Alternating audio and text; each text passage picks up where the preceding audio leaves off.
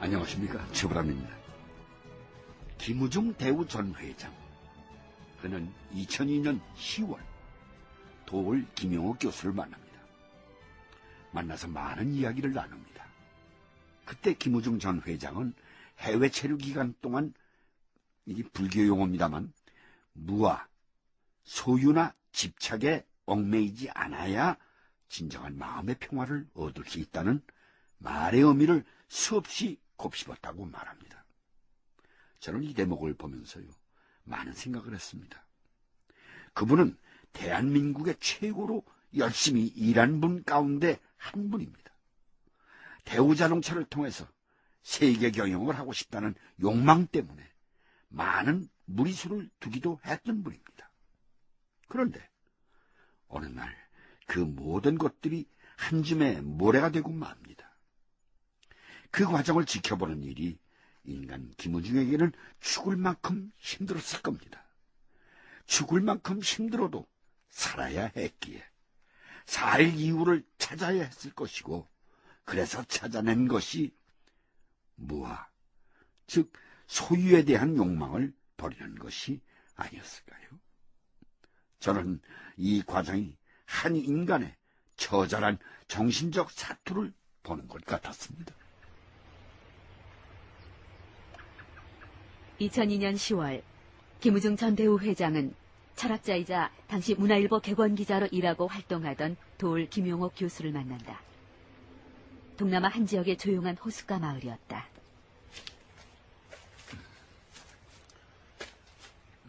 교수님, 예. 저기 좀 보세요.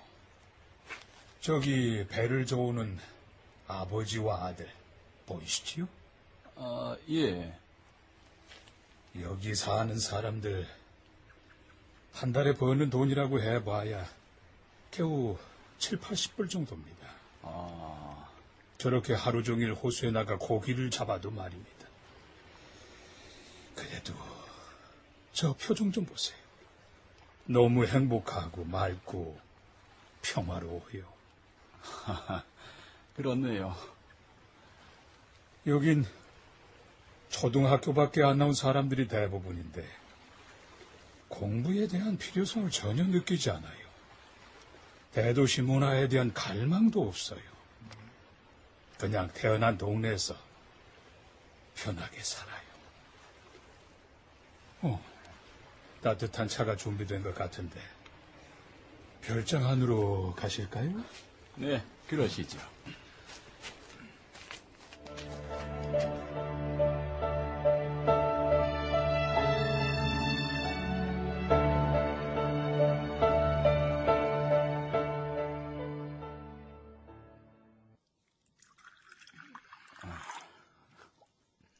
김우중과 김용옥.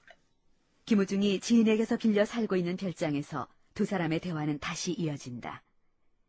이 자리에서 김우중 전 대우 회장은 대우 패망과 관련한 솔직한 속내를 여과 없이 드러낸다.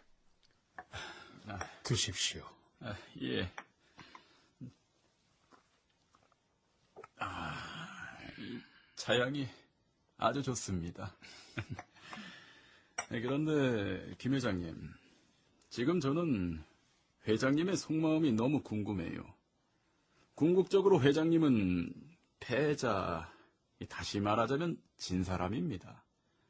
어떻게 그 거대한 대우를 쌓아 올린 회장님이 이렇게 황당한 결말을 초래하도록 그 문제를 방치하실 수 있었습니까?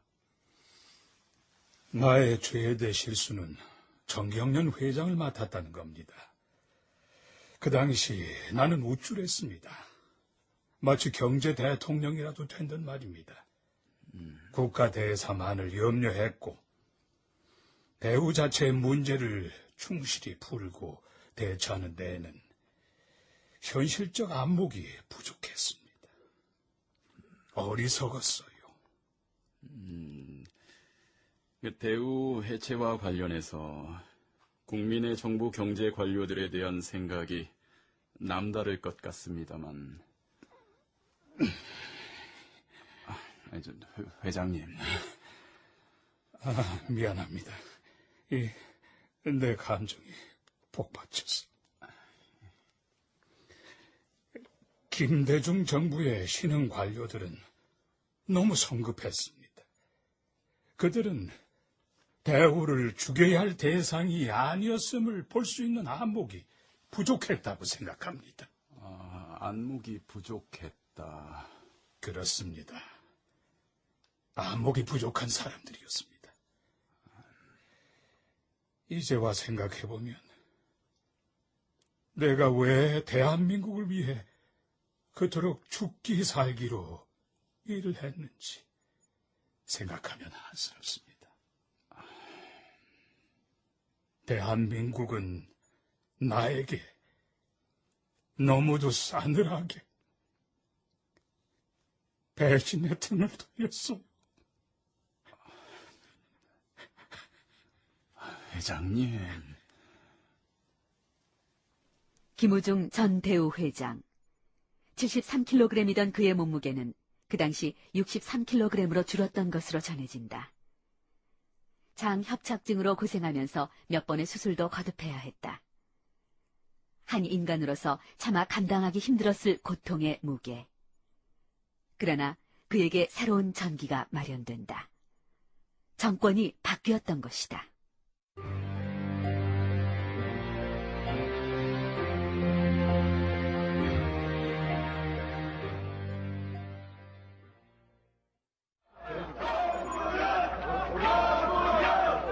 노무현 대통령 당선자의 첫 아침은 주민들의 뜨거운 환호 속에 시작됐습니다. 온 국민 모두의 승리이고 대한민국의 승리입니다.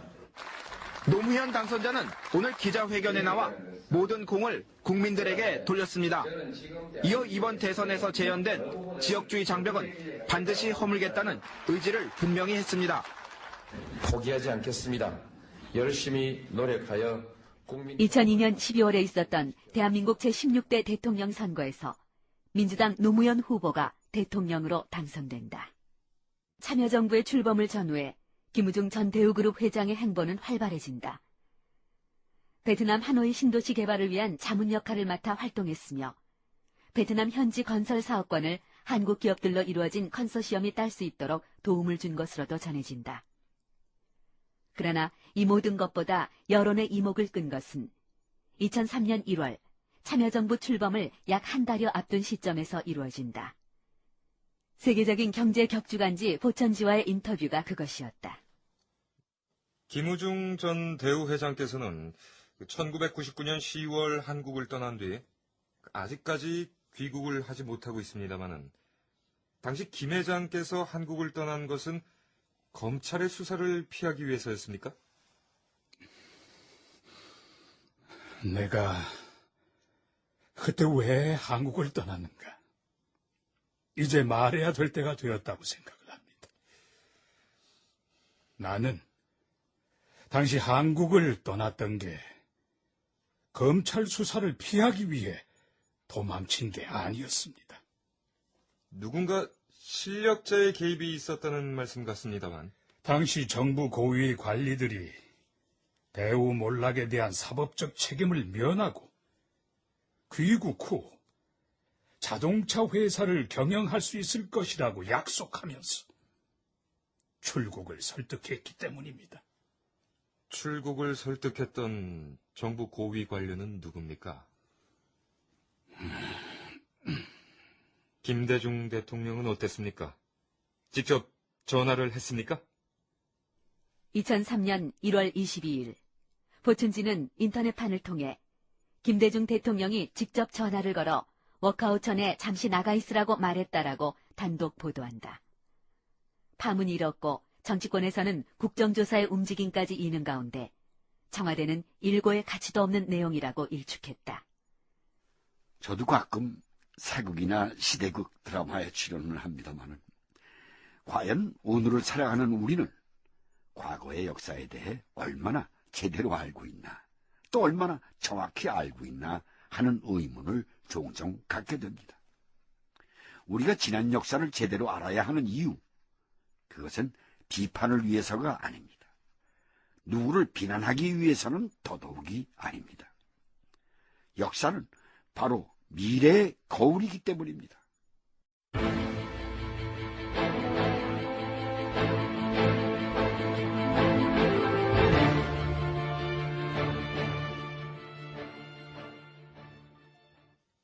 나는 이제 돌아갈 때가 되었다고 생각하고 있어요. 5년이 넘는 유랑이 너무 길었어. 결심을 하신 겁니까? 2005년 어느 봄, 베트남 하노이, 김우중 전 회장이 측근 인사와 마주 앉았다. 결심을 했소. 대법원 판결이 4월 29일에 예정이 되어 있다고 하니 늦지 않도록 서둘러야 할 것 같아. 새삼스런 말씀입니다만 한국이 그리우십니까? 그리우냐고. 세상에서 가장 어려운 질문이에요.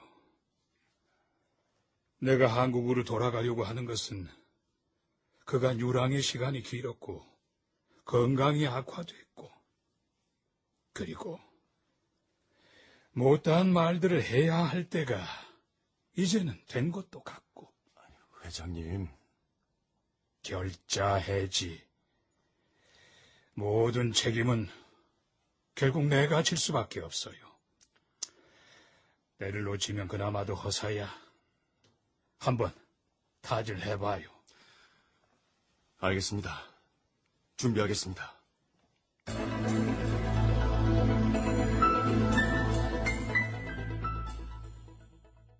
그리고 그로부터 얼마 뒤인 4월 18일, 베트남 방문길에 있던 열린우리당 김종률 의원과 마주 앉는다. 정말 오랜만에 뵙습니다. 오랜만이에요. 돌아갈 결심이 서셨다고 들었습니다만. 저 사람들 나를 사기범으로 몰았어요. 그러나 나는 부패에 대한 꿈을 꾸어본 적도 없는 사람이에요. 국민들에게 정말 다시 한번 묻고 싶어요. 당신들이 기억하는 이 김우중이는 정말 사기꾼인가 하고. 예. 김 의원은 집권당 소속 의원이요. 집권을 한 당이든 집권을 놓친 당이든 그중에 어떤 분들은 이 김우중이가 들어오는 게 부담스러운 분들도 계시지 않겠어요? 김우중 전 회장의 입국이 부담스러운 정치권 인사. 당시 모 의원은 김우중 전 대우 회장이 쓰러지는 기업을 막기 위해 로비뿐 아니라 무엇이든 다 했을 것이며 그런 이유로 김우중의 입국을 부담스러워하는 정치인들이 있을 거라고 말한 바 있다. 관련 기록이다. 그 시점에서 은밀한 거래가 이루어졌는지는 여전히 확인되지 않고 있지만 과거 정치권과 김우중의 관괴복원을 노린 정치적 게임이 시작되었다는 풍문이 돌았다. 이른바 기획 입국. 그러나 그 사실을 확인해줄 사람은 영원히 없을 것이다. 정치인들은 여전히 그의 입을 무서워하고 있다. 유랑을 떠나고 무수한 시간이 흘렀는데도 말이다. 대법원은 오늘 대우그룹 분식회계 사건과 관련해 역대 최고액인 총 23조 원대의 추징금과 함께 강병호 전 대우사장 등 관련 임직원 8명에 대해서도 유죄를 확정했습니다. 대법원은 임직원들이 김우중 회장으로부터 지시를 받은 뒤 공모해 범죄를 저질렀다며 해외 도피 중인 김우중 전 대우회장을 사실상 사건 공범으로 인정했습니다. 2005년 4월 29일 대법원 2부 이강국 대법관은 대우그룹 불법 외환거래 혐의와 분식회계, 사기대출 등과 관련해서 23조 원의 추징금, 그리고 관련 임직원들에게는 유죄를 확정한다. 이제 실질적으로 대우에 대한 재판부의 판단이 끝난 것이다. 대우 김우중 회장의 귀국이 임박했다. 우리가 청산해야 할 경제유산, 아마도 정경유착일 겁니다. 일각에서는 김우중 전 회장이 입국을 하면은 잠 못 잘 정치인이 많을 거라는 말들도 공견하게 떠돌았습니다. 이름하여 김우중 엑스파일, 김우중 전 회장이 입국을 하면 그로부터 로비를 받은 정치인들의 명단을 터뜨릴 거라는 설이 그것이었죠. 사실 여부를 떠나 이때 국민들이 느낀 것은 음험한 정경유착의 그림자였습니다. 대한민국 경제사에서 영원히 사라져야 할 바로 그 이름, 정경유착 말입니다.